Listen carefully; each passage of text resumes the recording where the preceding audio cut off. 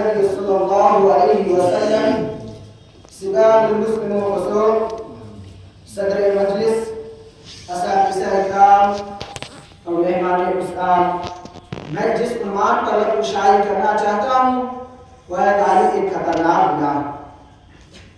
آج ہر چاروں جانب گالی گلوچ کا بازار گرم ہے، چھوٹے بڑے کو، بڑے چھوٹے کو گالی دے رہا ہے۔ بے غیرت انتہا ہے کہ گالی دیتے وقت ماں بہن کو زیادہ نشانہ بنایا جاتا ہے۔ گالی سننے والے مسکراتے ہوئے ہنسی خوشی گالی قبول کر لیتے ہیں، چلو میرے دوست ہی نے تو گالی دی ہے۔ لوگوں کو گالی دینے اور سننے کی عادت ہو چکی ہے اور احساس گناہ ختم ہو چکا ہے، حالانکہ کسی بھی حالت میں کسی کو گالی دینا ایک خطرناک گناہ ہے۔ میرے پیارے بھائیوں، آئیے دیکھتے ہیں کہ گالی کہتے ہیں کسے۔ اردو لغت کے مطابق گالی فحش گوئی، بدزبانی، گندی بیہودی باتوں کو کہتے ہیں۔ اسی طرح عیب جو الزامی تراشی، لنطن وغیرہ یہ سب گالی کے مفہوم میں شامل ہیں۔ آئیے دیکھتے ہیں کہ مذہب اسلام نے گالی دینے والے کے بارے میں کیا کہا ہے۔ چنانچہ اللہ کے نبی صلی اللہ علیہ وسلم فرماتے ہیں سباب المسلم فسوق، مسلمانوں کو گالی دینا یا مسلمانوں کو گالی دینا فسق یعنی گناہ ہے۔ اس حدیث کا مطلب یہ ہے کہ مسلمانوں کا گالی دینا یا مسلمانوں کو گالی دینا یہ دونوں فسق میں شامل ہے، اور فاسق کے بارے میں قرآن کا فیصلہ ہے فَإِنَّ اللَّهَ لَا يَرْضَىٰ عَنِ الْقَوْمِ الْفَاسِقِينَ، بلا شبہ اللہ تعالیٰ فاسق لوگ سے راضی نہیں ہوتا۔ اور ایک مقام پر اللہ تعالیٰ فرماتے ہیں فَهَلْ يُهْلِكَ إِلَّا الْقَوْمَ الْفَاسِقِينَ، بس فاسق لوگ کے علاوہ کوئی ہلاک نہ کیا جائے گا۔ آپ حضرات قرآن و حدیث کے روشنی میں جائزہ لے سکتے ہیں کہ آج معاشرے میں کتنے لوگ فاسق ہیں اور اپنے آپ کو ہلاک کر رہے ہیں۔ سنیے، لیجیے ایک اور حدیث سنیے اور غور کیجیے۔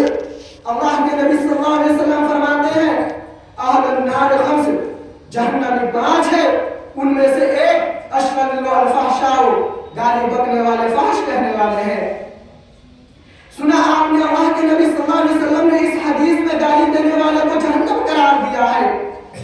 گالی دینے والے دنیا آخرت تباہ و برباد ہو جاتی ہے، گالی دینے سے دنیا میں بھی عزت نہیں رہتی۔ آئیے اب یہ واقعہ سنیے اور عبرت حاصل کیجیے۔ ایک شخص حضرت ابو بکر رضی اللہ عنہ کو گالی دے رہا تھا، نبی کریم صلی اللہ علیہ وسلم وہاں بیٹھے ہوئے تھے۔ آپ تعجب کرتے رہے اور مسکراتے رہے۔ جب اس نے زیادہ ہی بڑا بلا کہا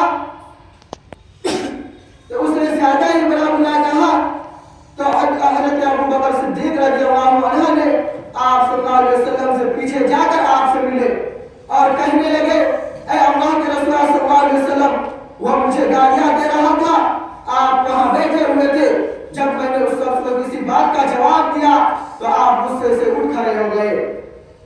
رسول اللہ صلی اللہ علیہ وسلم نے فرمایا بات یہ ہے کہ تمہارے ساتھ ایک فرشتہ تھا جو تمہاری طرف سے جواب دے رہا تھا، جب تم نے اس کو کسی بات کا جواب دیا تو وہاں شیطان آ گیا، جہاں شیطان آ جائے میں وہاں نہیں بیٹھ سکتا۔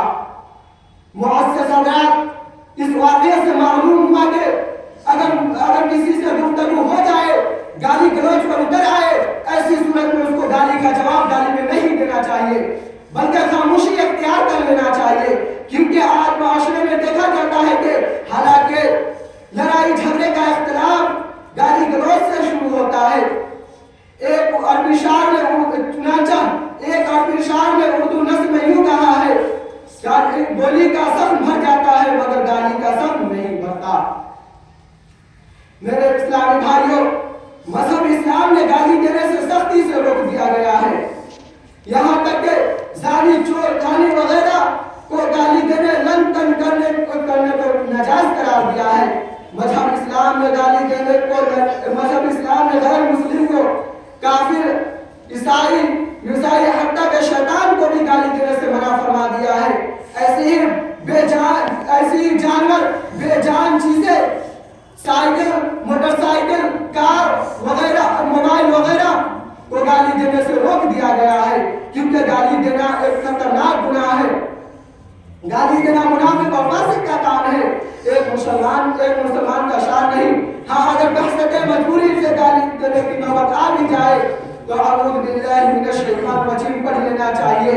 आखिर में अल्लाह तबारक व तआला से दुआ है कि हम सबको ज़्यादा से ज़्यादा गाली देने से बचाए और ज़बान की हिफाजत करने की तौफीक अता फरमाए। आमीन व आखिर दावाना अल्हम्दुलिल्लाहि रब्बिल आलमीन।